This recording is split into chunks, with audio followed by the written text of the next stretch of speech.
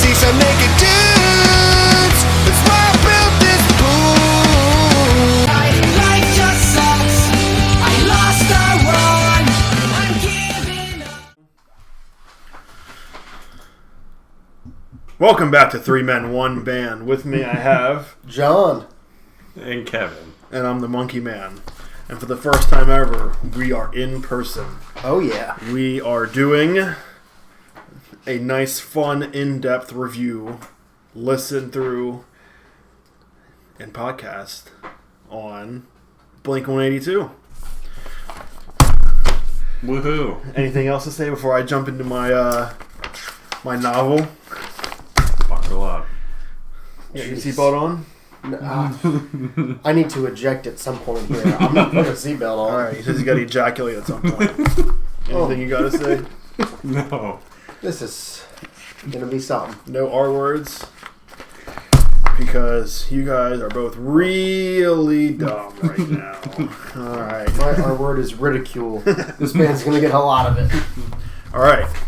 Blink-182 was formed in late August of 1992 in Poway, California.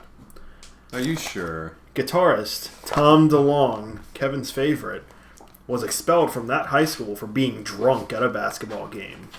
And he was forced to attend another school called Rancho Bernardo High School for one semester. There, he performed at a Battle of the Bands competition where he was introduced as drummer Scott Raynor, or Rayner, I don't know how to pronounce it. And while there, he also befriended Carrie Key, who was also interested in punk rock music. Key was dating Ann Hoppus, sister of bassist Mark Hoppus, who had recently moved from Ridgecrest, California, to work at a record store and attend college. Both Hoppus and Tom DeLonge grew up listening to punk rock music, with both particularly enamored by bands like Screeching Weasel and The Descendants. That is a pretty cool name, Screeching Weasel. That is a cool name. It's a classic I'll punk give 'em band, that. too. Descendants are classic, so we got some good stuff here already. Southern California already had a large punk population in the early 90s, aided by active surfing, skating, and snowboarding. You don't really hear much snowboarding in LA. In contrast to the East Coast punk music, so we already have that whole East and West Coast thing going on right here. You already know Tom DeLonge and Mark Hoppus, they're in a huge gang. Yeah. So, Anne introduced her brother, Tom DeLonge, in that August of 1992, and the pair instantly connected and played for hours in DeLonge's garage, exchanging lyrics, co-writing songs, one of which became fan favorite Carousel. That is John's favorite. Mark Hoppus, hoping to impress DeLonge, fell from a lamppost in front of DeLonge's home and cracked his ankles, putting him on crutches for 3 weeks.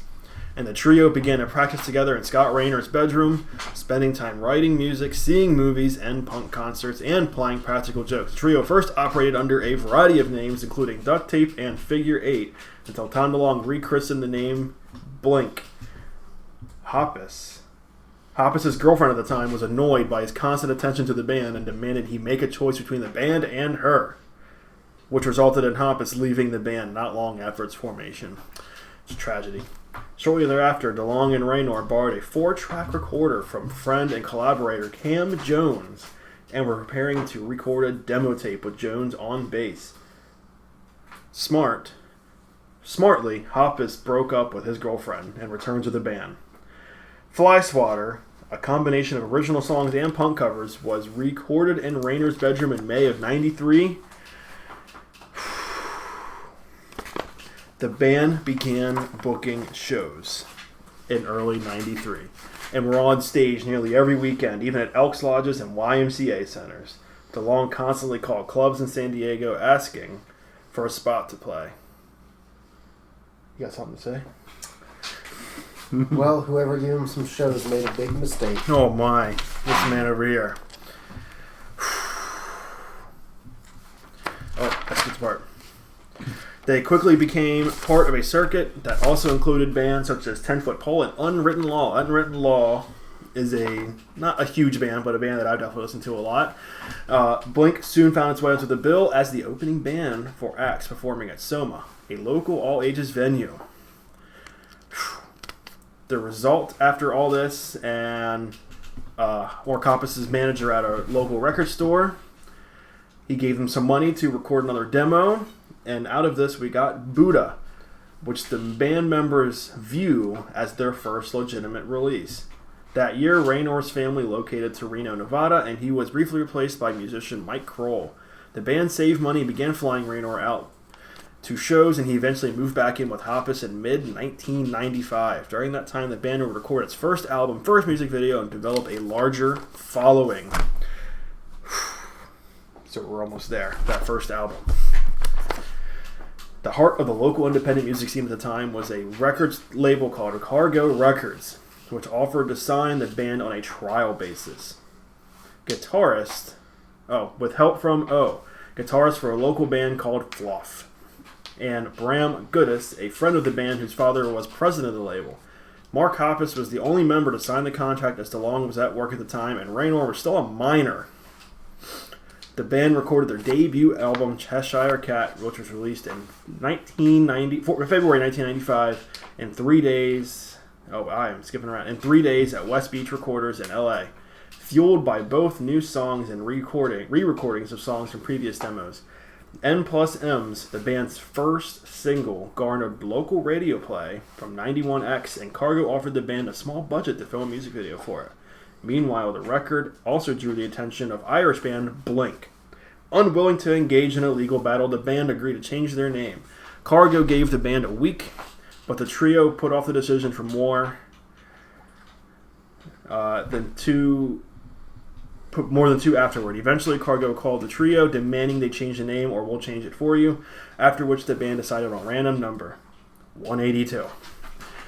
The band soon hired a manager, Rick DeVoe, who worked for larger bands such as NoFX, Pennywise, and The Offspring. So right now they're already flying up the totem pole. In addition, the group drew the attention of Rick and Gene Bond of the Tahoe booking agency, who were responsible for spreading the name of the band far and wide. In late '95, the trio embarked on their first national tour, promoting the surf video Good Times with Unwritten Law, Sprung Monkey, and 7 Seconds. Good Times was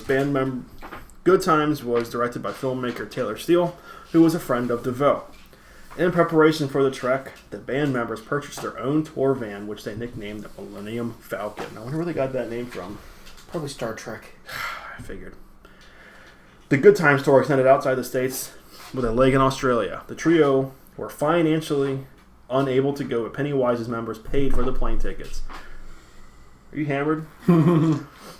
Fletcher Drog, the guitarist of Pennywise, believed in the band very strongly. He demanded that Kevin Lyman, founder of what festival? Warped Tour. Warped Tour. Yeah! There you go.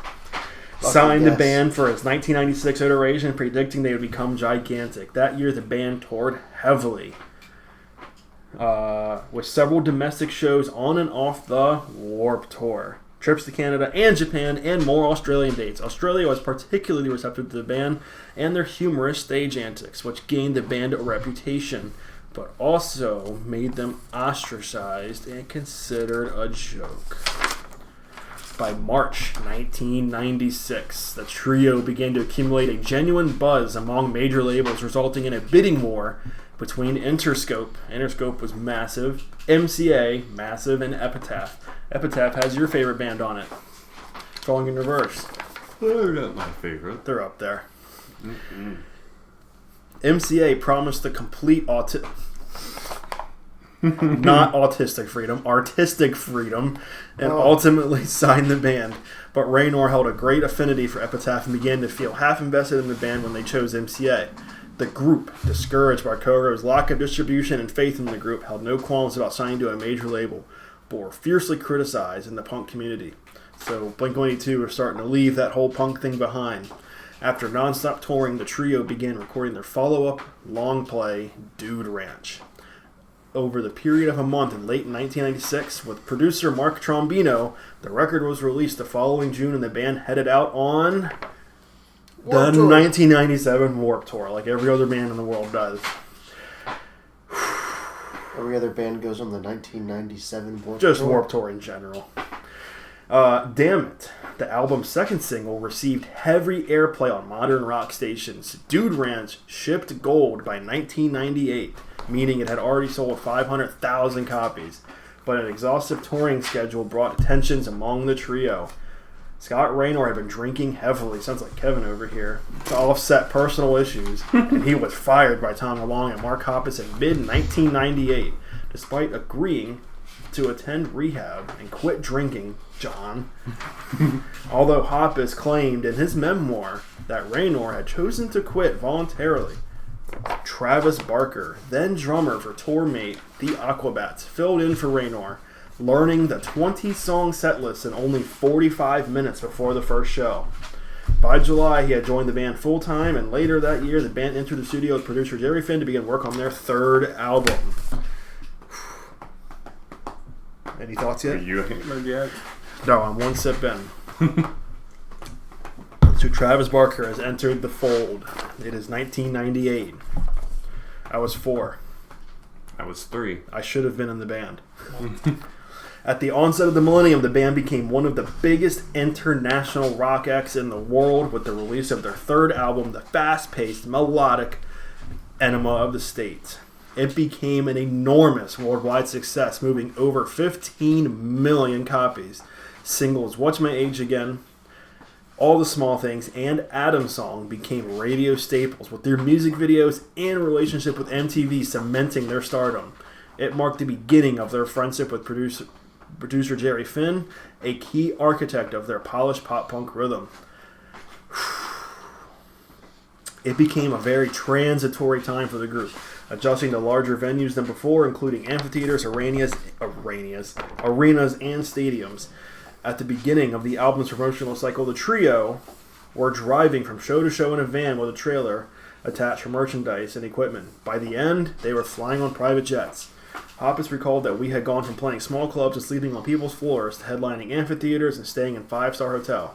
In the public eye, Blink became known for their juvenile antics, including running around naked. The band made a cameo appearance in American Pie, if you've ever seen that movie. They are in that movie briefly. This goofy branding, encompassing video documentaries and merchandise, made fans feel like members of their extended social circle. According to music critic Kalefa Sene, I don't know how to pronounce his name. While grateful to their success, which the trio parlayed into various business ventures, like Famous Sergeant Straps, which is Travis Barker's line, I believe, Atticus Clothing, and Macbeth Footwear, they gradually became unhappy with their public image. In one instance, the European arm of UMG had taken photo shots, lampooning boy bands, and distributed them at the face value, making their basis for parody appear thin. A lot of critique that I've heard about the band at this time is that a lot of people started comparing them to NSYNC because of their appearance. Any thoughts yet? We are now in the middle of Enema of the State. No. No thoughts? No thoughts. Just quietly watching LA Night. He's pretty strong. Is he? How strong is he? He looks it. How strong is he? On Pretty. a scale of 1 to 10, at least a 5.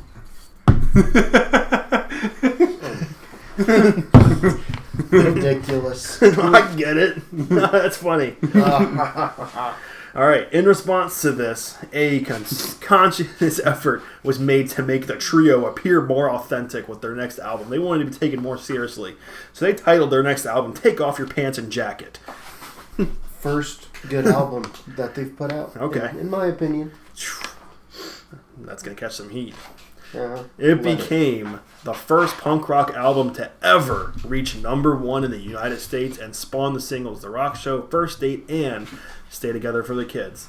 The band supported this long play with the Pop Disaster Tour, a series of co-headlining dates with Green Day. Boy, what a massive tour that would have been. The relentless pace began to wear on the group. They felt rushed into making a follow-up album, with record executives reportedly penalizing the group if they did not make their quarterly revenue statements. And they probably told them to go suck their pee-pee poo-poo. Meanwhile, with time off from touring, Tom DeLonge felt a desire to broaden his music palette. He channeled his chronic back pain and resulting frustration into a side project called Boxcar Racer, a project emulating post-hardcore influences that influenced a band called Secrets that Kevin likes. Jerry Finn naturally returned to produce, and Tom DeLonge invited Travis Barker to record the drums, leaving Mark Hoppus out to dry. It marked a major rift in their friendship. While Tom DeLonge claimed that the omission was not intentional, Mark Hoppus nonetheless felt betrayed. With A&R representatives from MCR eager to market a new band by the guitarist, Boxcar Racer quickly evolved into a full-fledged side project, launching 2 national tours throughout 2002. In the meantime, Travis Barker extended his love of hip-hop into the rap rock outfit, The Transplants, a collaboration with the band Rancid's Tim Armstrong. What do we think? I didn't know. You know about Boxcar Racer? No. Boxcar Racer is a very heavier version of Blink-182. I didn't know about it either. Yep, Tom DeLonge like his heavy side. But that Boxcar Racer would end up costing them. The band came back together in 2003 to record a 5th studio album. Inspired by all these changes, all three band members had become fathers by this point before the album was released. The band infused experimental elements into this usual pop-punk sound. Its front cover emblazoned with a new smiley face logo for the band, which everyone now sees everywhere. This album is not a self-titled album. It is an untitled album. It is called Untitled. It was released in November of 2003 through Geffen Records, which absorbed sister label MCA earlier that year. Critics generally complimented the new, more emo direction taken for the album. Again, lead singles Feeling This and I Miss You were well received. The global touring schedule, which saw the band travel to Japan and Australia, also found the three performing for troops stationed in the Persian Gulf during the first year of the Iraqi War. The band came to regard this period as a huge turning point in their career, making a change in the way they write and record music, as well as view themselves. As the 2000s wore on, unresolved tensions with the trio stemming from a grueling schedule, Boxcar Racer, and Tom DeLonge's desire to spend more time with his family became evident. Here comes the hard times. In February of 2005, a press statement was put out announcing the band's indefinite hiatus. The band had broken up after members' arguments regarding their future and regarding recording process. Tom DeLonge felt increasingly conflicted about his creative freedom with the group and the toll touring was taking on his family life. He expressed his desire to take a half-year respite from touring. Hoppus and Barker felt like that was too long. Rehearsals for a benefit concert grew contentious, rooted in the trio's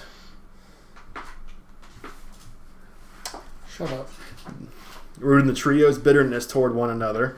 Tom DeLonge considered his bandmates' priorities incompatible, coming to the conclusion that they had simply grown apart. Instead, Tom DeLonge founded the band Angels and Airwaves, both a band and multimedia project composed of albums, films, and interactive services. Hoppus and Barker also made a side project called Plus 44. They get into a lot of side projects, these guys. Barker remained very famous and in the public eye because he was married to Miss USA Shauna Mokler. Yeah. Well, I would assume. Chronicled in his MTV reality series Meet the Barkers. Tom DeLonge and Mark Hoppus did not speak from the band's breakup until late 2008. That August, former producer and mentor Jerry Finn suffered a cerebral hemorrhage and died. The following month, Barker and collaborator Adam Goldstein were involved in a plane crash that killed 4 people, leaving Barker and Adam Goldstein the only survivors. Barker sustained 2nd and 3rd degree burns all over his body and developed PTSD, and he still to this day does not fly on airplanes. The accident resulted in 16 surgeries and multiple blood transfusions. Goldstein's injuries were less severe, and he survived pretty well. But less than a year later, he died from a drug overdose. Travis Barker's brush with death prompted him. This plane crash prompted him, DeLonge, and Mark Hoppus to meet up that October, laying the ground for the band's reunion. The three opened up, discussing the events of the hiatus and their breakup, and Tom DeLonge was the first to approach the subject of reuniting. After 5 years apart, the band appeared on the stage together for the first time as presenters at the 2009 Grammy Awards and announced their reunion. The trio embarked on a successful reunion tour that 2009, spanning Europe and USA. Barker, suffering from his fear of flying after his accident, traveled via bus domestically and in Canada, and he traveled by boat to oversee dates. Their recording process for Neighborhoods, the band's sixth studio album, was stalled by studio autonomy, tours, managers, and personal projects. DeLonge recorded at his studio in San Diego, while Hoppus and Barker recorded in LA, an extension of their strained communication. So this album already is just... they're not even together when it's being recorded. This self-produced album, their first without Jerry Finn since Dude Ranch, was released in September of 2011 and peaked at number 2 on the Billboard 200. Its singles, Up All Night and After Midnight, only attracted modest chart success. Pop punk right now in 2011 was in a completely dead period of diminished commercial relevance. And the label Interscope, now their home after a series of corporate mergers, was very disappointed in album sales. The band continued to tour into the early 2010s, despite evidence of remaining friction between the members. They headlined the 10th annual Honda Civic Tour, arguably the largest ever tour in the history of the scene, with My Chemical Romance, and launched a 20th anniversary tour the next year. For that tour, the band played in Europe twice, North America, Australia, and for Australia, drummer Brooks Wackerman filled in for Barker as he was not yet ready to fly. Additionally, the trio pursued a 10th anniversary celebration of the Untitled album with a series of shows and played the Reading and Leeds Festival. It was the band's 4th appearance at the festival and 2nd headlining slot. The band also parted ways with longtime label UMG and self-released their next project, Dogs Eating Dogs. I only got 2 pages left. Any thoughts yet? Band is back together. The band is back, baby. This is so confusing because like John's here, but he's actually over there, and Kevin's here, and he's right there, and Obi's there, and I'm here, and I'm actually there. I don't know what to do.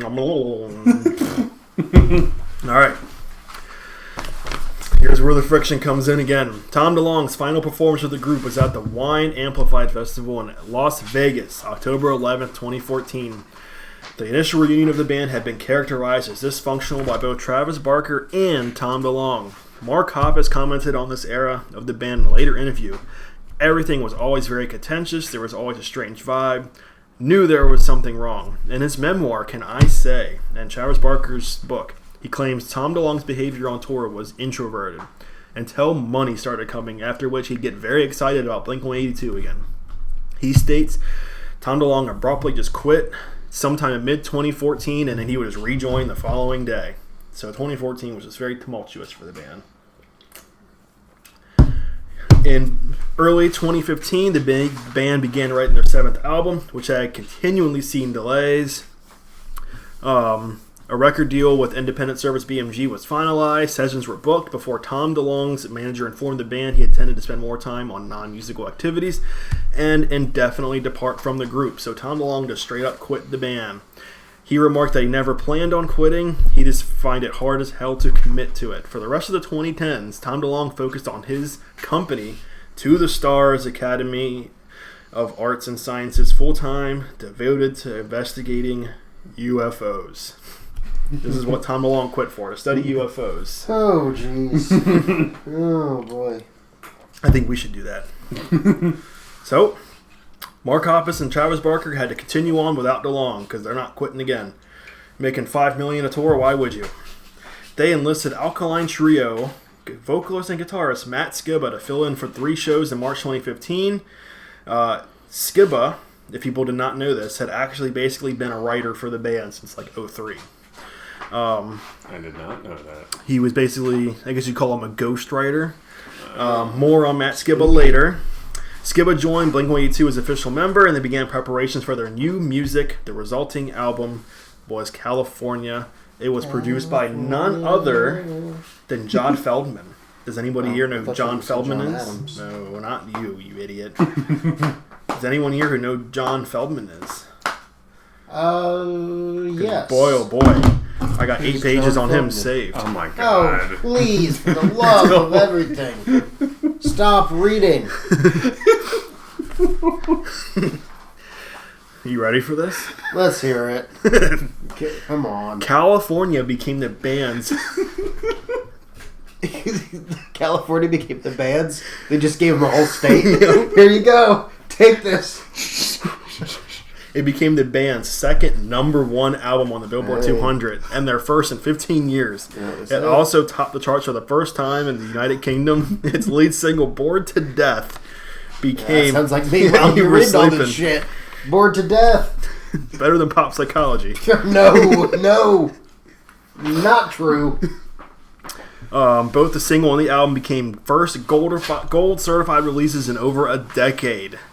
The band supported it with a large headlining tour across North America, and a double dick deluxe edition of California was issued in 2017. During these years, the band was very active. They collaborated with artists such as XXX. How do you say his name? Tentacion. Tentacion. I didn't like him. Lil Wayne, He's Goody dead. Grace. Is he? Okay. I feel like Stop talking bad about I feel like anybody with XXX in the name died.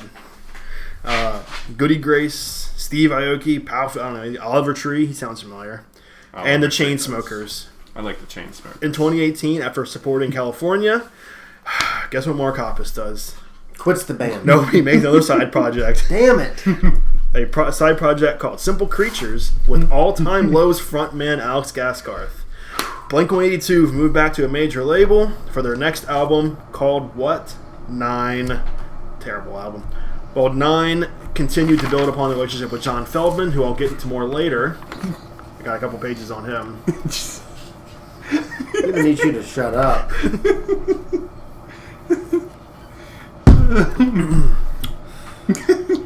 Are you done? No, I'm like you're not. You're never done. I'll have this page right here. Okay, go. Oh my god.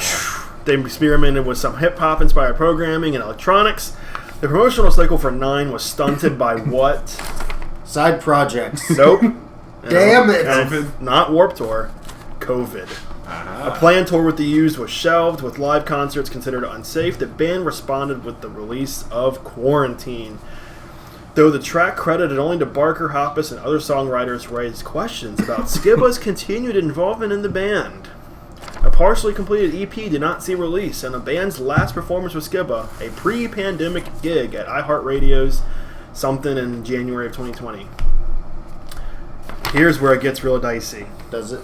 Not because of side projects.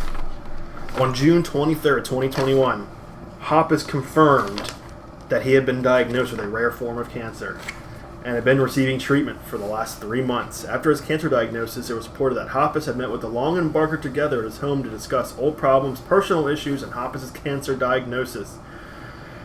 Soon after, they decided it was time for Tom DeLong to make his return. News of this started spreading in 2022, where the band began posting cryptic messages on their social media accounts. They have a real will they won't they vibe going on. And here we are 3 years later. I'm sure it will happen again. Following his return, Tom DeLong messaged Skibba on Instagram to thank him for his time with the band and later shared the post publicly on his account. Skibba had known an announcement was going to happen but was unaware that it was regarding Tom DeLong's return. And the months prior, he also began to question his status in the band when a fan asked him if he was still part of the recording. The announcement of Tom DeLong's return was also accompanied by a new single. Edging? Come on, what do we do all day? Edging. The song performed so well in the U.S., it became their 4th and longest running #1 hit on Billboard's alternative airplay chart and their highest charting single on the Hot 100 in 18 years. The following year, the band's 9th studio album, One More Time, was released on October 20th, 2023. The album proved very successful both commercially and critically, becoming the 3rd #1 album to hit the Billboard 200 in the U.S., and critics celebrating the band's back-to-basics approach. Many of the singles and other songs also saw success. The band's longest-running #1 single on their chart domestically, the title track, One More Time, was. In August 2024, Tom DeLong openly stated that they intend to take a break once the tour concluded, and the band will be a priority forever. That concludes that. Like how many damn side Back to projects the they notes. got into. I mean, he's still acting with Angels and Airwaves. So I mean, Blink is not a Angels- priority. He's got other shit going on. Blink's a priority because their last tour made them like $55 million. And I don't understand that. Angels and Airwaves, I mean, they have some pretty good success. And he put out 1, 2, 3, 4, 5 albums with them. And they were all... His voice fits so much better with Angels and Airwaves than it does Blink-182. I'll say that, honestly, right off the bat. All right, do we want to jump into albums, or should I do my band member deep dive? Oh, no. Albums. Albums. Are you sure? I'm positive. I've never been more sure. Are you sure? Because I was only going to do Travis Barker. All right. Travis is cool. You can talk about Travis. So Travis Barker. All right, that's enough. All right, cool. Drummer for Blink-182. Before then, he was with the Aquabats, and he kind of just bounced around. He did Plus 44 when Blink-182 went on hiatus the first time. But did you know, in 20, I think it was 10? Let me find it. Hang on. Let me find it. He put out an album called Give the Drummer Some. Have you ever heard this album before? Nope. No. Are you sure? Yep. All right, This album came out in March of 2011 under Interscope Records. And there's a reason why this album is so massive. Are you ready? So, this is his solo album he did. Because he's a world-renowned drummer at this point. The first song on the album is called Can a Drummer Get Some? And do you know who the features were on this album that he managed to get? Justin Bieber. Nope, you're close though. Selena Gomez. You're closer. Katy Perry. You're red hot. Lil Wayne, Rick Ross, Swizz Beatz, and The Game. He also managed to snag Pharrell and Lupe Fiasco, RZA, Tom Morello from Rage Against the Machine. He got Snoop Dogg, Ludacris. He got the Cool Kids. That is ludicrous. He got Yellow Wolf, Twista, Busta Rhymes, Little John. He got Slash from Guns N' Roses. He got Kid Cudi, Tech Nine. He got Kobe Bryant. No, I'm just kidding. I don't know who Kobe is. And he got Cypress Hill. So he made a solo album with all these guys. He is very big into hip hop. That's cool that he put an album like that out. But he always had people asking him to do drum stuff for them. And then, of course, nowadays he produces like everything pop punk. All right, so are we ready? First album. Let's do it. Cheshire Cat. No. If you made me listen to Buddha, we're damn sure talking about it. I did not write anything for Buddha. You're gonna love my score. That's probably better than mine. I doubt it. Yeah, I highly doubt Let me that. find it. It's all the same songs as Cheshire Cat. Just not produced. Yeah. Let me come up with a score real quick. Obi, what did you? All give right. them? Who wants to start? All right, so Buddha. Where's your notes? Right here. Oh. I do it all virtually. Oh, those are like some serious notes. Yeah, I had some serious feelings. I bet you did. You want to start? It's your band, or I can take over. Buddha? I'm happy to talk about I see a whole 20 pages of notes. All right, so here we are. The song Carousel. My first thought listened to was, what the fuck did I just listen to? It's like they don't understand the concept of playing in time with each other. For starters, the drums were constantly like half a beat late, and it just made absolutely no sense. The singing, confusing at best, and it was just extremely nasally. That's not for me. For such a legendary band, I don't know if they could have put out a worse song to start off their first album. Like, just absolute atrociousness. I just can't believe it. The song TV, while it felt better in time, as a band, it sounded like they had no plan or agreement as to what they were actually going to play. They just kind of started doing stuff. The drummer, he actually played some cool stuff and was just going crazy, but the singer was just like vamping It sounded like about Which one whatever you got? Hoppus and random DeLong. stuff. I don't know. Whichever one sang So that Tom song. DeLong has the nasally voice. All right. Well, Hoppus is the more monotone. yeah. But yeah, the drums, I can agree with that so far, because Scott Raynor was very highly regarded, and it's still very confusing how he left the band. I don't know. I don't know, but We it can was- hear you. It was whatever. Strings. Better. I like the singer's voice more in this song than others. They seem to be hitting a little bit of a stride here, but it's still not very good. How do you say this one? Fentuzler? Sure. However the hell you say it. This was the first time I actually listened and was like, alright, this is a halfway decent song. Yeah. Good drums. I like the background vocals. Not bad. Point of View was also a okay song. 21 Days, it wasn't awful. Like, that's the nicest thing I can say. All in all, I think there were little to no redeeming qualities about this album. Okay. There was a very, very occasional moment that was enjoyable, and they were as brief as they were common in occurrence. There seemed to be no chemistry between the band, and no cohesiveness was a result of that. It truly sounded like just several guys got together. They ran into each other on the street. Were like, "Hey, look! Let's go just make an album right now." I mean, to be fair, that's how they met. Yeah, it shows. He got drunk at a basketball game and was kicked out. Yeah, it shows. So I am proudly giving this the lowest score I've given anything in this podcast, a 3.0. Okay. Still higher than my pop psychology score. Really? What was your pop psychology score? No way it was less than a 3. That's actual good music. I would so much rather listen to pop psychology. Pop psychology, I gave 5.2. Yeah. You got to be really, really bad for me to go below 5. Yeah, this was really, really bad. To be fair, this is an album of demos. Doesn't matter. It still sucked ass. I'm not saying it didn't. But I can agree with most points. I don't really think it's all that great of a standout. Obviously, it's very unproduced. It does not sound very good. No. Carousel, to this day, still remains a fan favorite, a classic bass line to open it. I don't get it.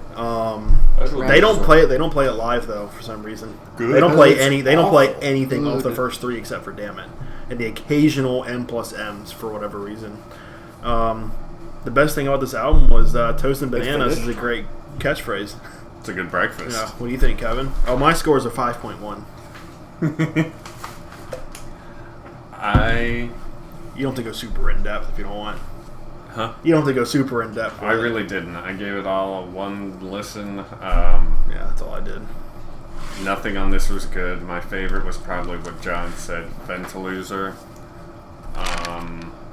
Everything else, my notes are just, it's bad, it's no, it's... The guitar on Toasted Bananas was okay, but I hated pretty much everything on this album. Yeah, I don't blame I you. gave it my lowest score yet, of a 1.9. Wow. Whew.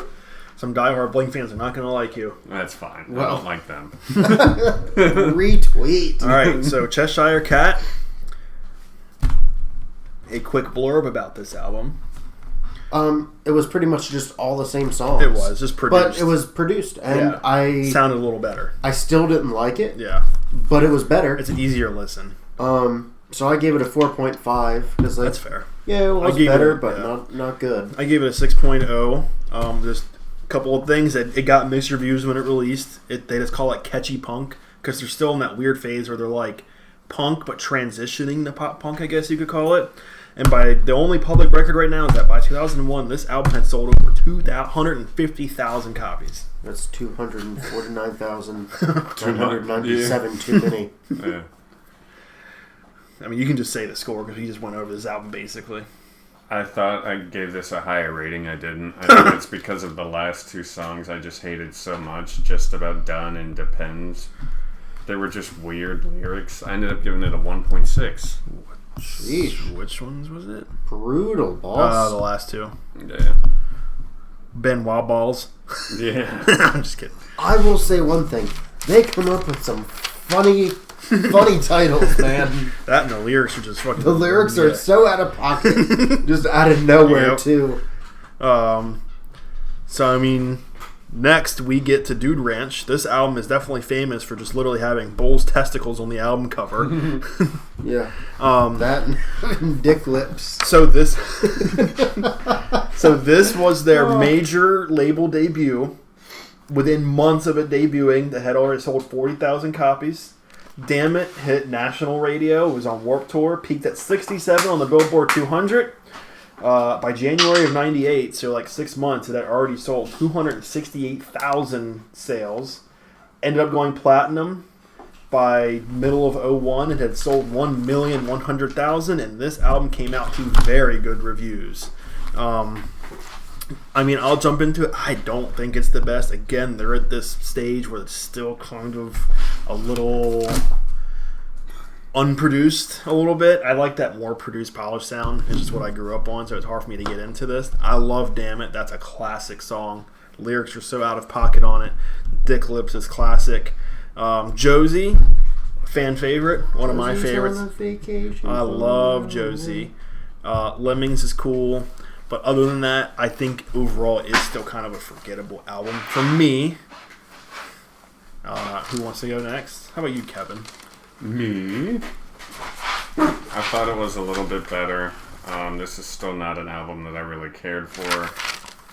Damn It is a good song. Damn It's a I good will song. say, Damn It is probably, it's not probably, it is the best song on that album. I did like Damn It. I believe it's still one of their most streamed songs on streaming. Dick It's up Lips, there. the only comment I have for that song is that it's poop. What's wrong with poop? It's stinky. You're anti-poop? Yeah, what's wrong with you? I don't poop. You shit out your dick? I do. Better than your nose. Yeah. But pretty much for the rest of it, it's still just not anything that I would listen to. I gave it another bad score. I have it at a 2.9. Oof, I gave it a 7.0, and I didn't even like it. Well, I wouldn't say that I really liked this one either. I recognize its influence, so I bumped the score up. But, yeah, just like both of you guys have said, Damn It is by far the best song they've released up until this point. It's actually, it'd be the first song I'd consider conventionally good. Other than that, Dick Lips, I liked that song too. The song Emo, just way too repetitive for me. The song I'm Sorry, did you guys talk about that one? I thought it was horrendous. It was awful. It was just an absolutely weird way to end an album. And I'll be honest, my exact words here were, it's actually mind-boggling to me that not just one, but several people in a band would agree and a record label would sign off on ending an album with sound effects of a dog or of a person pissing in a toilet and then having a dog drink it. What the hell is that? Like, seriously, how did anyone think that was a good idea? Well, they only go downhill from there with the lyrics. Yeah. Out of pocket wise. So what was your final score? I gave it a 5.8. That's pretty... That's decent. It was considerably better than the last album. It was. That brings us to Enema of the State. Came out June 1st of 1999. Does anyone know why that date is important? Because it's like a week after my birthday. Nope. They were riding on my coattails. Nope. Think about it. June 1st. Think about it very 1999. carefully. It is the 182nd day of the year. Oh. Yeah, you expect me to be able to count that shit? No. We'll think of the band name. I don't know. This is Travis Barker's Blink-182 debut, and I mean, you can immediately tell that he is here because the drums, I mean, they go from 5 to 35 immediately. This album ended up hitting number 9 on the Billboard 200. It sold 109,000 copies week 1. It already hit gold before it even got to stores. Platinum by October of that year. Triple platinum by the following January. February of 01, it hit 5 times platinum. And in the US alone, it has sold almost 5 million copies. Amazing reviews is what it launched to. We're going to go song by song right here. Dumpweed, amazing song. Love it. Lyrics are out of pocket. Not too bad. Love Dumpweed. Don't Leave Me. I'm not the biggest fan of it. It's not on my playlist. Aliens Exist. Amazing song. Great intro. You can already see the alien influence right now in Tom DeLonge's life. Going Away to College. Good little filler song. What's My Age Again? Obviously, it's classic. Probably one of, if not the best pop punk music videos ever created. This is Terry Gary. I've probably listened to 30 times this week. I just love the chorus in that song. Adam's Song, a very depressing song. They still refuse to play it live, if I'm pretty certain, even though it's one of the most popular songs. All the Small Things, classic. I'm not the biggest fan of it now that I listen to them a lot. I get it's popular. Whatever. The music video is great because they're making fun of NSYNC and all the boy bands at the time that they're being compared to. Party Song's good. Mutt is a classic. Windy Clear is a classic. And Anthem is a banger to end on, and it leads right into the next album. This album right here gets a 9.7 from me. Oh my god. Yep. What? What the hell? Dude, you might need to get checked out. He said Timothy Hoop Tees. You want me to say my last blurb? Go for it. It can't get Enema any of the worse. State marks, in my opinion, not only in pop punk scene and emo scene and whatever you want to call it, it marks the beginning of what I say is one of, if not the best, 3-album run in music history. Kevin, did you just hear that? I did. I wish I didn't. I wish I didn't either. This is a goated album in the community. John, is it you next or is it me? I'll go next. Oh no! I need an IPA before I talk about that. Oh no! All right, look. Don't Leave Me. I would put that in consideration for maybe their best song through their first 4 albums. That is quite interesting, given everything else in this album. The lyrics were very good and tell a story. I thought the music complemented itself and the vocals very well. It wasn't super catchy, but I think it was catchy enough. Big fan of that song. Mm-hmm. What's My Age Again? Good. The instrumentals were fine. It seemed to be a more rhythm-driven song than vocally here. To me, it sort of gave a Fountains of Wayne vibe to me, which I like Fountains of Wayne. Classic. Stacy's Mom, great song. But, yeah, so I didn't mind that. Dysentery Gary, fun title. Song was not bad. It was just alright. All the Small Things. This was the first song of theirs that I actually know going into the podcast. And I think it's a very, very, very good song. This is now my new favorite song that they've put out to this point. So not Going Away to, or not Don't Leave Me? No, at the time of listening to Don't Leave Me, that was my favorite. I get it. But as I went further on, I changed. So, All the Small Things to me is the most generic, and that's a good thing. When I think of pop punk, that's what I think of. That is just your generic pop punk song. Everything is modeled after it. Yeah. It's just right there. So, yeah. Let's see. I'd say the overall quality of this album has improved once again. They keep getting better and better with each release, which is good. That's what you want to see. Yeah. I thought the lyrics were pretty solid, and most of this, there were more good songs on this album than on any other album to this point. I do, though, think the first classic song that would be remembered forever and ever, in my opinion, is All the Small Things. Oh, yeah. That's their first big one. I know you said Damn It is still very popular, but Yeah. I don't consider that on the same scale here. All the Small Things is their most popular stream song at over 1,300,000,000 streams. I can see that. 400 million more than the next closest that I Miss You. So, I did like this album the best so far. It crept up a little bit. I gave this one a 6.2. Yeah, it's not too bad. Nah, not awful. Well, this album has got my lowest score yet. That's crazy. No, I was about to I was say, gonna there's say, no not way. possible. Not possible. No, the score went up. Like, what, to a 2? Yeah, about. Dumpweed, I was not a fan of. Don't Leave Me, I thought was okay. Aliens Exist, I do not like. Going Away to College, I didn't like.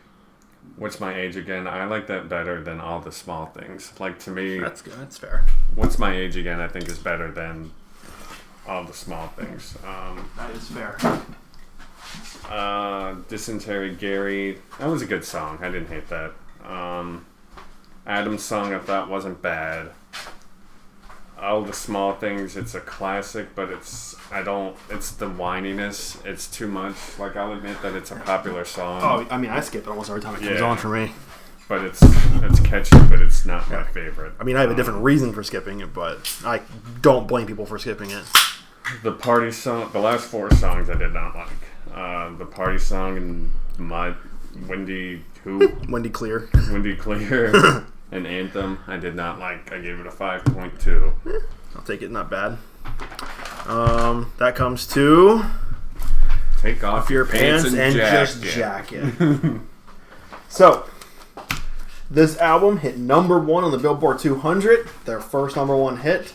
It sold 350,000 in the first week. Wow. It went double platinum within a month, meaning it had 2 million sales within a month.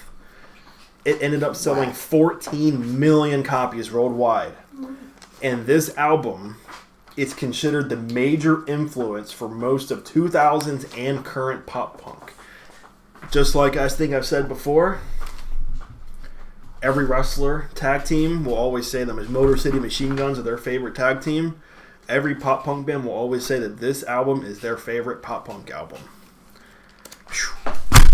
Well, it starts off with the Anthem Part 2.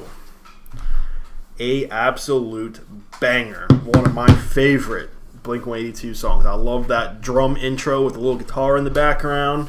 Online Songs is not my favorite. I'll listen to it. First Date, absolute banger. There is no reason for Travis Barker to go that hard on an album. Happy Holidays, You Bastard is just hilarious. Story of a Lonely Guy is great. Rock Show, absolutely banger. It's all about Warped Tour. Stay Together for the Kids is their little, not ballad, but like their more serious song. And it's a very good one. Roller Coaster, Reckless Abandon, Every Time I Look for You, all bangers. Give Me One Good Reason, I love it. Great chorus. Shut Up and Please Take Me Home, not the strongest of enders, but I like them. This album definitely drops down from a 9.7 for me, and I give it a 9.5. oh, I thought you were going to say 9.6. No, that's the next one. All right. Look, this album started off with a bad balance between the guitar and the rest of the band. I thought the guitar was just too overpowered, and it wasn't necessarily flavor. like great playing. It was just guitar. First Date, I liked this song. I liked the lyrics in this song. Good chart. I did feel that about by the 6th song, maybe on the album, they kind of figured out their balance, and I think the quality of the songwriting and the music writing actually declined as they got better in balance. So they kind of, I don't think hit their quite perfect window with this album. But if I had to pick, I like the unbalanced first half of the album better. It's solid. Lyrically, not quite as good. I don't know, there's no standouts to me. Nothing that would stand the test of time. I gave it a 6.1. It kind of stayed in that same ballpark. It's fair. Here comes Kevin with his 3. No, I like this album. There we go. It's first time saying that. I'm hard. But Over a 4? He's going to give it a 4. Anthem Part 2 I thought was good. There you go. What's the second name of this? Online Songs? Online Songs. It's right there if you need it.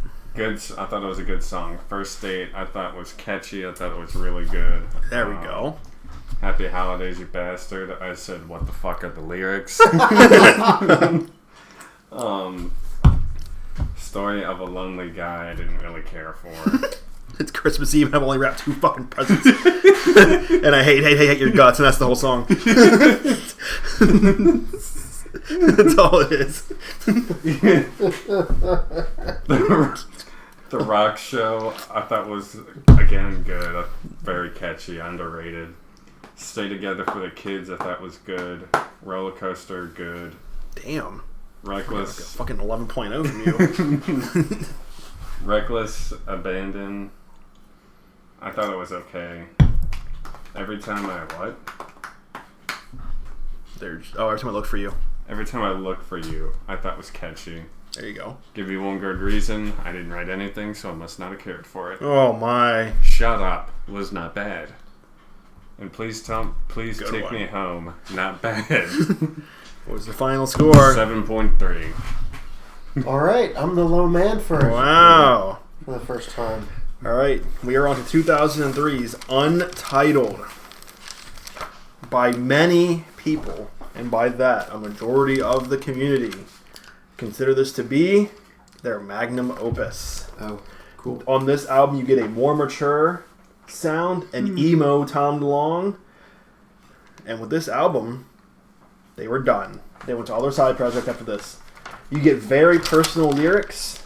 The goofiness is, for the most part, gone, except for Feeling This.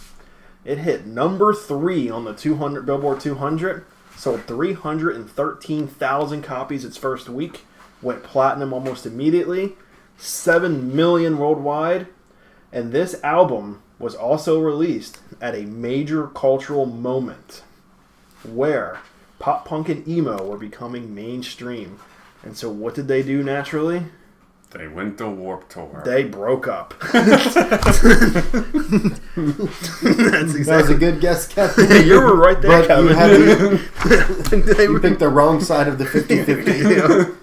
This album opens up with Feeling This is a banger of a song. Travis Barker goes nuts on this Wait, one. which song did you say? Feeling This. Oh, yeah, I like that song. And then you get Obvious. You get some, I think that's the one with the heavier guitar, right? I Miss You. Yep. I Miss You. Obviously a very popular song. I am personally not a huge fan anymore these days. I just got so sick of hearing it. Violence is great. I love I love albums with interludes. That will always sucker me in. Stockholm Syndrome is great. Down is good. I don't think it's great. The song maybe, but not the actual thing. Stockholm Syndrome. You lost me now. What even is that? First you say violence is great. Stockholm Syndrome is I know. it's not like Deja Vu. What is it? Isn't Stockholm Syndrome where someone like kidnaps you and then you like form an attachment to them? Yes, that's exactly what it is. Oh. Yeah. Like, oh, but they wouldn't do anything bad to me. They only kidnapped me and locked me in a basement, chained to a radiator. I love And that. then had the clown from what the fuck, the Terrifier come in.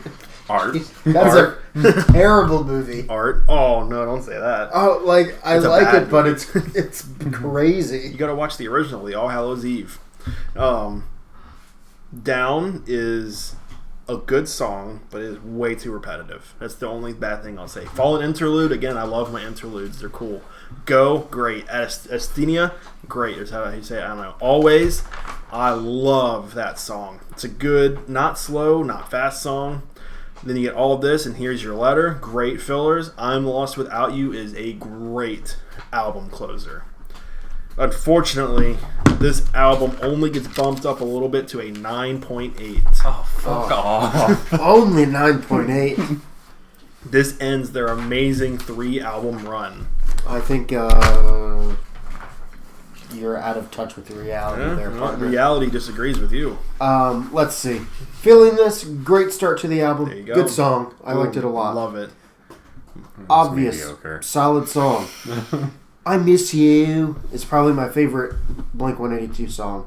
Oof. I did not really care for Stockholm Syndrome or Down. Yeah. They just weren't it for me. Can understand. I didn't care for the Fallen Interlude either. Always Pretty good song. All of this, I didn't like the vibe on this one so much, and the general absence of drums. I think we definitely missed Barker here. What do you mean? He's on this album. This one particular song that didn't have a lot of drum parts. Oh, I thought you meant the album. I was like, what the hell are you talking Yeah, about? get the dick out of your ear. Sorry. Yeah, John, get the dick out of your ear. I'm Lost Without You. I think it sounds a lot like I Miss You. Yeah, I can understand. It's also like 8 minutes long. Yeah, and 6.5. I did like the piano parts in the beginning. The beat drop and impact thing that happened partway through the song, I did not see that coming. Oh, which one? Of I'm Lost Without You. Oh, yeah. Did I skip songs? No, I was making sure. Okay, yeah, I really liked that, though. It caught me off guard, but it was awesome. He was turned on. The live I am version too. of the Anthem Part 2, I really enjoyed because, to me, it showed consistency. Yep. They sounded... I actually might have preferred their live version to their studio version. That's interesting. Which is not the case with a lot of bands. They perform live and you're like, how the hell did you get into music? How'd you sign a record deal? But no, here I thought it was really good. I think this might be the highest score I've given out yet. I give it a 6.7. There you go. It's pretty good. Did you know that on... We're going to go back a little bit. Enema of the State, it's an actual porn actress on the cover. What? Yep. I can't remember her name. I was going to say who. It's an actual porn Of course actress. Kevin wants to know. He probably knows who it is. Uh-uh. All right, continue, Is her Kevin. name Brittany? No. What's the correlation? Okay. Oh, I know. Now I get it. I had to think for a second. Alright, so Feeling This was a very good song. I like this. I like you. Thanks. I miss you. I miss you too. I'm so sorry. Obvious, I did not like. I Miss You is another one of those classic songs, but it's a little too whiny for me, so I wouldn't. I can admit it's a popular song, but I'm not going out of my way to listen to it. Would you go in your way to listen to it? No. Okay. No. Violence, I thought had a good drums in it, so that was pretty cool. I did not like Stockholm Syndrome. I didn't like Down. Good answers. Good answer. The Fallen Interlude, I thought had great drums. Go, I liked it. It was fast paced. It was catchy. How do you say this A1? Always? No. Oh, Estenia? Estenia. Or Esthenia? I don't If know. you didn't know how to say always. He must be hammered. No, I thought it was not It's all bad. those IPAs, bro. Always, I thought was IPAs. meh. Easy Target, I thought was good. Had a catchy beat. All of this. Who's Holly? Who the hell is what are Hardcore you Holly? talking about? You don't know Hardcore Holly? What are you No, talking in the about? song he talks about a girl named Holly. In all of this? Oh, I don't know. Oh, okay. That was my question. I don't know who Holly I'm is. telling you. It's But it was- Hardcore Holly. But it was a good, sad song. Oh, I like that. Here's Your Letter. Mhm. Catchy, good song. Okay. And I'm Lost Without You. I thought had, like John mentioned, I thought the drums in that were pretty impressive. I gave this one a 6.5. It is crazy that I am in a world where Blink-182 is scoring lower than Cartel. Hey, Cartel earned it. They had a great appearance yesterday. And who was their favorite band? Not Warped Tour? Blink-182. It's Blink-182. Warped Tour. Yep. Our favorite band is a music festival. There is a band called Warped Tour Band. Oh, All right. lame. That takes us into 2011's Neighborhoods. This album somehow hit number 2 on the top 200, sold over 350,000, had positive reviews somehow, and it was released in a very dead zone like we went over earlier, where rock music was kind of dead in the water on the radio. I will say this, it's going to be quick for me because I am not the biggest fan of this album. Good. It goes on the dance floor. It's a decent intro. I'll say that. Natives, I don't care for. Up All Night. Keep going. That sounded that is sounded so awful. bad. We're gonna clip that one part. Yeah. What'd you do? I said natives I don't care for. That was so out of pocket. I did not think about that as I was saying it. Oh God! Oh, that was funny. That was really funny. Oh shit! All right, what else don't you care for?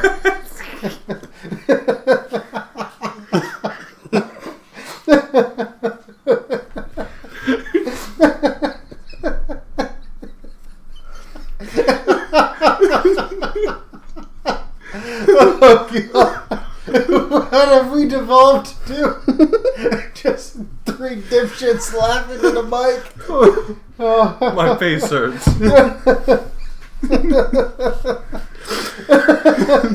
All right, we're good. We're gonna be up all night. We're good. We got this. Up All Night is a banger. One of my favorite Blink-182 songs. After that, I'm gonna make it quick. So I'm gonna get in more trouble if I keep talking. I do not care for the rest of this album. Nothing on here is memorable for me. Maybe Kaleidoscope a little bit, but that's it. I liked Kaleidoscope. And of course you did. I bet you like the natives too. Look, I thought the song actually album started off pretty bad. There you go. Natural. But Snake Charmer was cool. I like that song. You just happen to skip over the natives. Well, you already made your standpoint clear. I wanted to avoid it.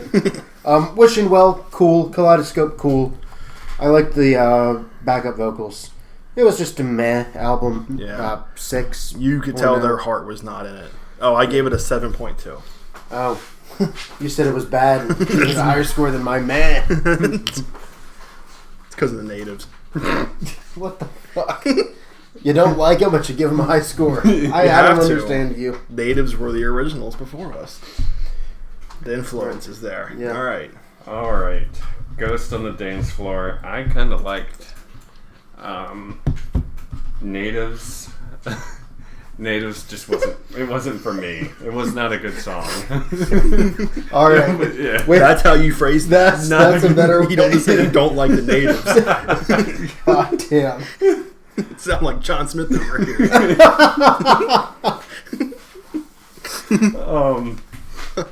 Up All Night. I like the ending. That's it? Yeah. Because you're going to sleep.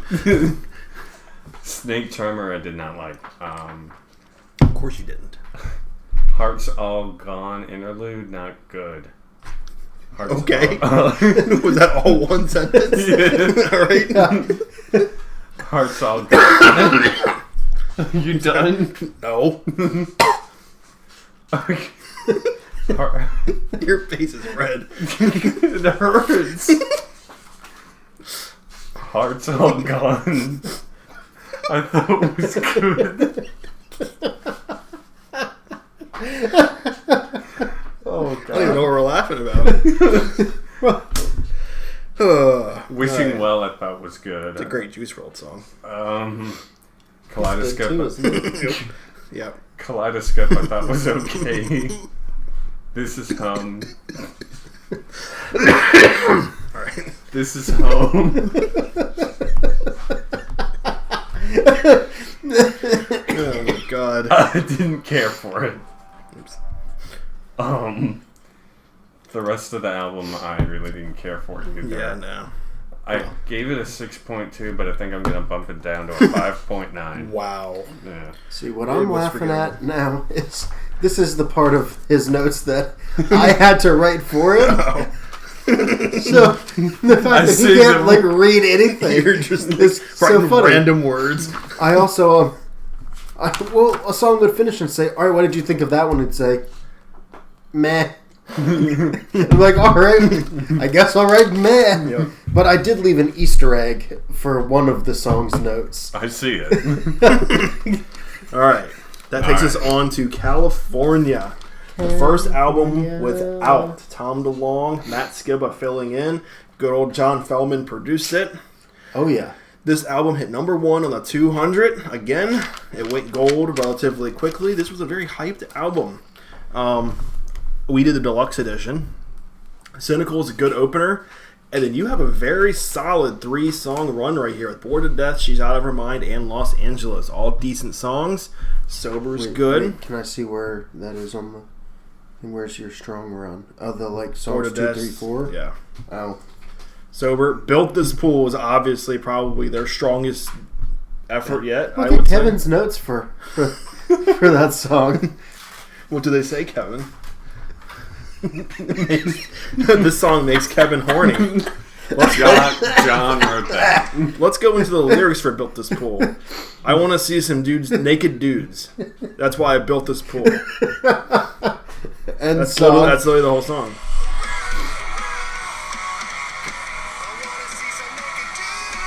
That's Kevin's whole mindset right there. he's just built different. No. And then you get to No Future, another great song. And then you kind of have like a little bit of a good filler area until we get to Parking Lot. Define your filler area, please tell me. So my filler area right here is every song from Home Such a Lonely Place, which is an okay song, all the way down till we get to Bohemian Rhapsody. I love Bohemian Rhapsody. That song is just the best 30-second jam ever. Can you play it? Because we kind of got carried away and heard it twice, but didn't really hear it at all. Bohemian Rhapsody? Yeah. It only has 2 lines of lyrics.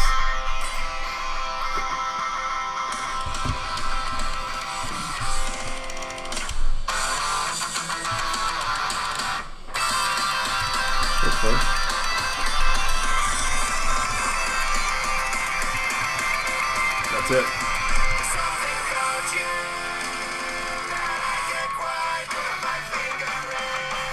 That's it. Okay. So you can't put my finger in. Yep. Okay. I can't put my finger in. Love that song. But Parking Lot, great song. I love Parking Lot. One of my favorite songs to jam out to in the car. And then in my opinion, the rest of the Deluxe Edition is kind of just a lot of filler. Nothing on here jumps out at me except for Can't Get You More Pregnant. Yeah, that's funny too. Obviously, another little 30-second ender. And it's literally just, I can't get you more pregnant, but if you're worried at all, I can take care of myself. And Kevin's probably horny. Yeah. But overall, I get California an 8.0. I think it's a solid effort. I have one huge, major critique about this album. There are way too many whoa-ohs and, Yes! and double singing. They did not let Mark Hoppus and Matt Skiba have their own songs. Every song had both of them singing on it. DeLonge and Hoppus always had their own songs. There were a few where they both sang, but on this album they both sang every single time. But yeah, the whoa, every single song did get a little old. But I gave it 8.0 because it was a solid pop punk album in a time that really needed it. Jonathan, is it me or you? You can tackle this one. Okay. Cynical, I thought was good. Bored to Death, I agree with Jordan. I'm bored to Death. She's Out of Her Mind and Los Angeles are all very good songs.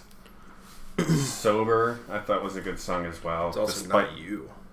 Neither are you. Built This Pool, despite what John wrote down. It's how you felt. I thought it was a silly little song. No Future was alright. Home is Such a Lonely Place. Kings of the Weekend, I thought was catchy. But Is that true? the next song that I really liked on there was San Diego. I thought that was a That was a classic. good song. The Only Thing That Matters, I thought was pretty good. I didn't have anything for California, Bohemian Rhapsody, Parking Lot. Wow. So I guess they can go to hell. Okay. Um, All right, buddy.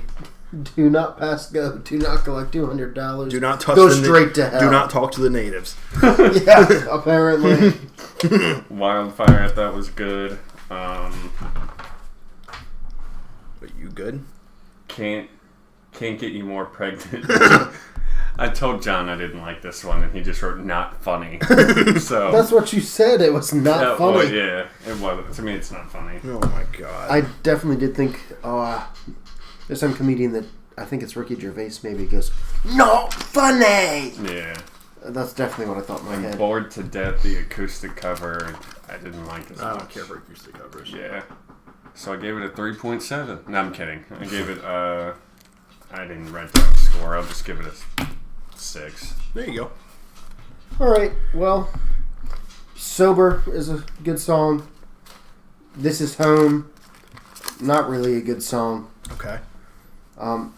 I very much defer an opinion from you. You said, this whole section is filler.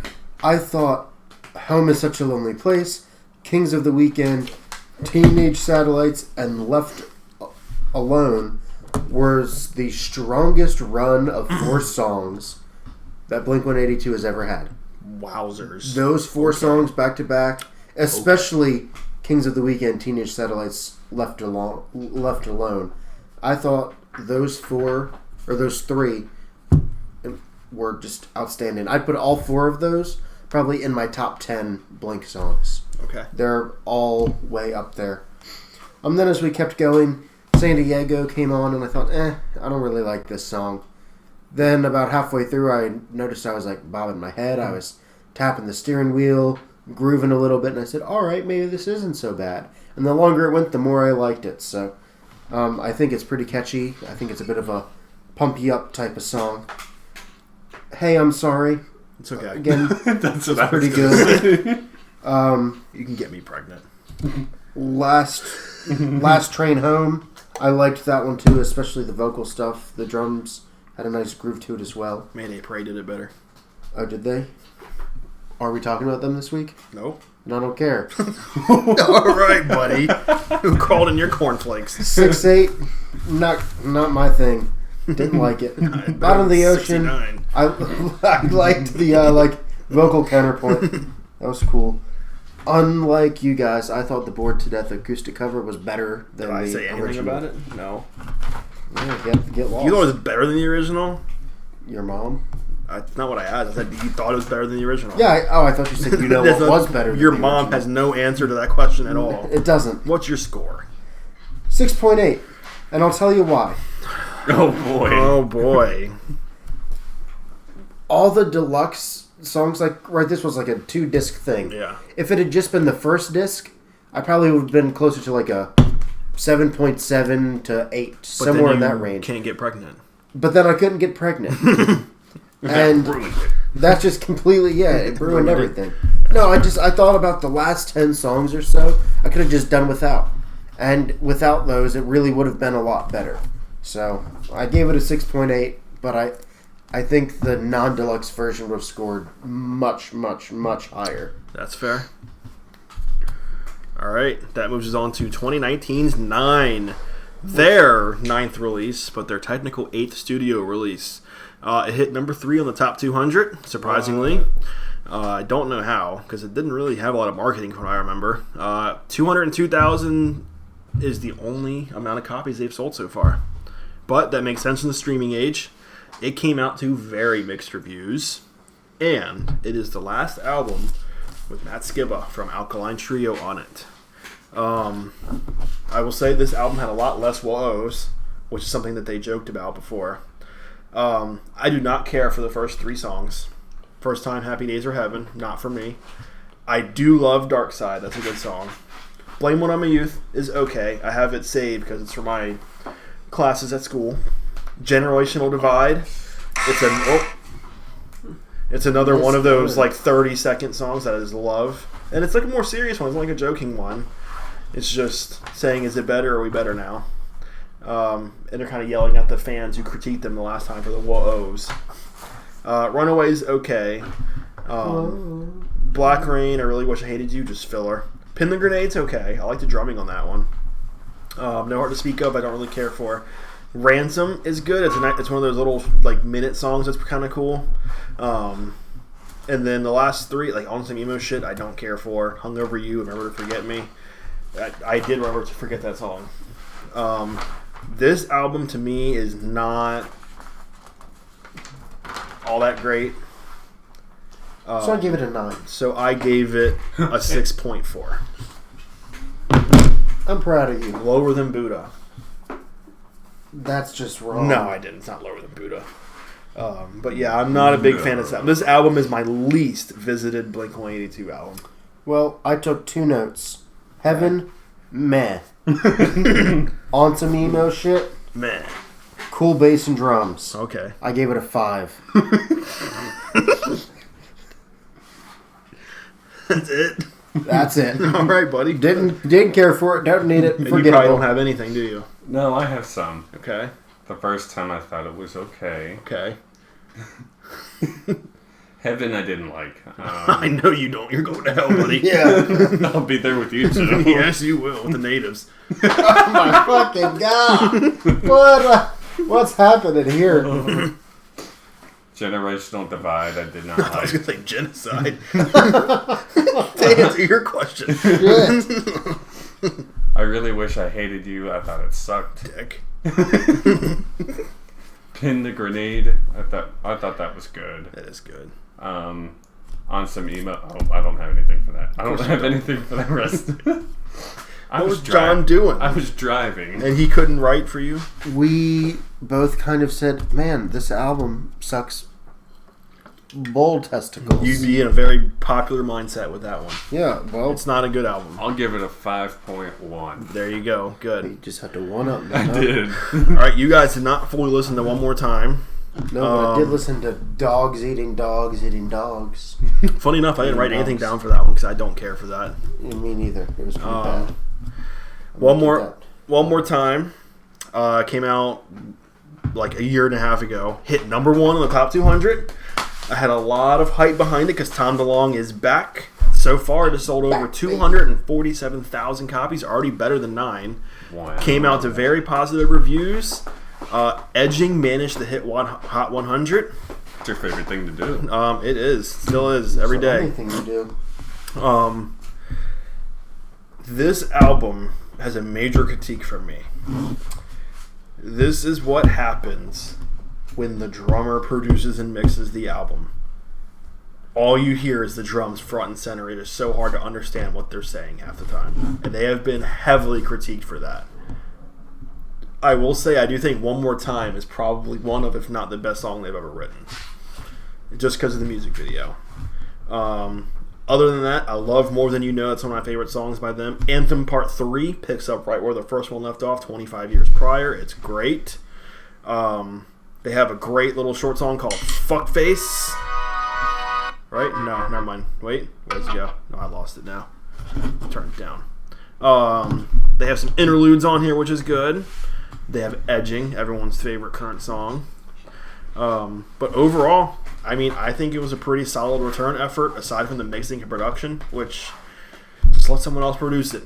It did not. It sounded like Travis Barker wanted to hear his drums the whole time. Well, to be fair, that's the best thing about the band is their drums. It really is. But I like to hear the funny lyrics. I gave it a 7.0 because I thought it was a good return to form. And they are already recording their next album. They might actually beat Her Last Sight.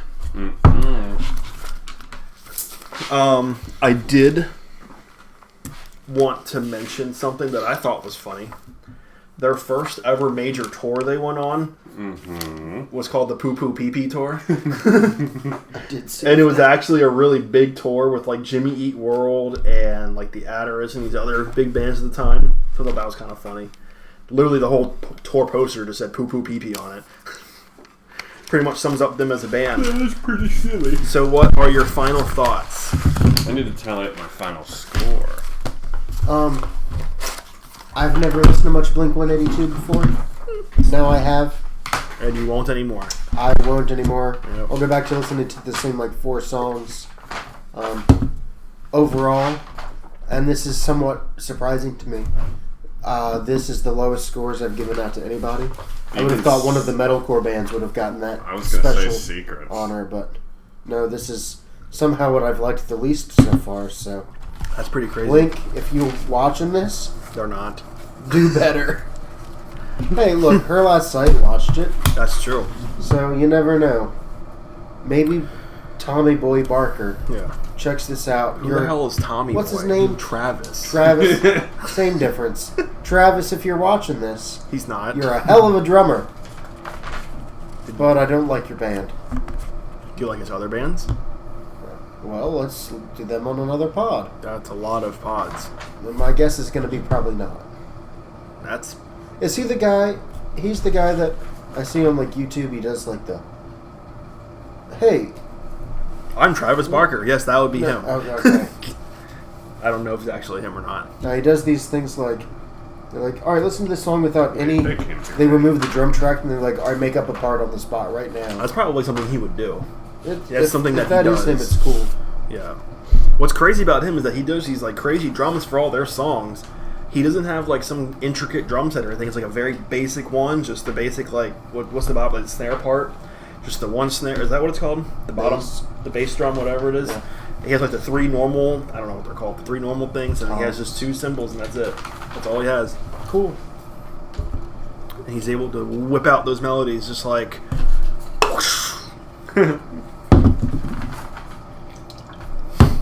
I thought My final score was a 7.9 out of. No, not 7.9. 8.9 out of 10. That's your like average rating. That's my rating for the Oh. band. They are largely too influential for me to ever go lower than that. Because any pop punk band I do after this has to be lower. I think they got my lowest score yet.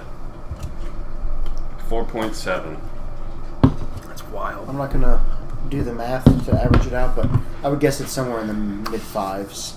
Here comes the best part of the podcast. John to tell us his band. Well- And get a DUI. And get a DUI. I'm not going anywhere tonight Yet. yet. The night's young. You're going to meet some But natives. here's the deal. There's been a lot of talk and discussion about whose band is going to release the next album. I swear to God, for our this first is Neon mini-pod. Trees again. It is not Neon Trees. I was going to shit But myself. this artist that I'm about to pick is releasing an album in 12 days. So if any one of your bands It's her last sight. puts out another album before that, I will be impressed. So we are going to do this podcast 7 days from now. I have to fart. And then immediately we're going to do a mini pod about it. Alright. Now here's the deal. Okay. My artist, he's only got, well, it's a solo act for the first time in our pod's history. Okay. He also only has like, I forget, like 3 or 4 albums. But Intro? every album, It's 3 hours except the long. first one, is like 37 songs. Oh my God. And you're it's gonna just piss me massive. It's just like absolutely giant. But I would say that they're I all know, good. I know who you're Do going ya? with. Yes. Eminem. No, I know who No, he's going but with. the first name of this artist starts with an M. And Yeah. Michael Jordan. I don't know why Very his close. albums are so fucking long. God, this because is they're gonna be a pain amazing. in They're the ass. brilliant. So we're switching gears. We're going to country music for this You next lost one. me already. And we're listening to Morgan damn. Wallen Oh my God. this next week. He's a good artist. He is phenomenal artist, His but his albums. albums are like 40 songs. Alright. They're gigantic. You're going to ruin my discovery on Spotify. How do you think mine's been? Perfect. This has been like 2 months of shit I've never listened to before. You're putting me in territory that I've blocked. Well, get over it. Nah, it'll be fine. I'm open to everything. Morgan Wallen. Alright. Morgan Wallen. And so I have... So next Saturday? Next Saturday. Even though you can never do Saturdays. Look, I'm He's busy. always getting a DUI. Hasn't happened yet. Key word. Never say never. Alright. This So we're pod doing really Morgan did Wallen. Huh? not- This pod did not go nearly as long as I thought it would. We're It's at only an been hour, an and hour a half. Yeah. I expected like 2 hours. Because you cut me plus. off. Look, I had Yeah, okay. I had multiple You already other read us pages a to go. goddamn book. I had We didn't need a second one. I was gonna get his book and start reading it off. No, we don't It's so need much that. whiter over here compared to Because you're here. not a native. I'm just All saying right. the lighting. Alright. We've done enough native jokes today.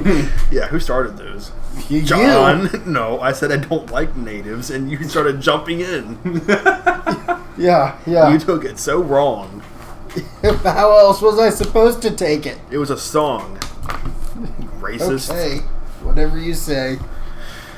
Alright, it's time for us to Alright. go and get ready. We all have to go shower together. Oh, this is taking so many turns tonight. Not as many as when you start driving later. Alright, we're calling it here. We'll see you next week for Morgan Wallen, who does have a DUI.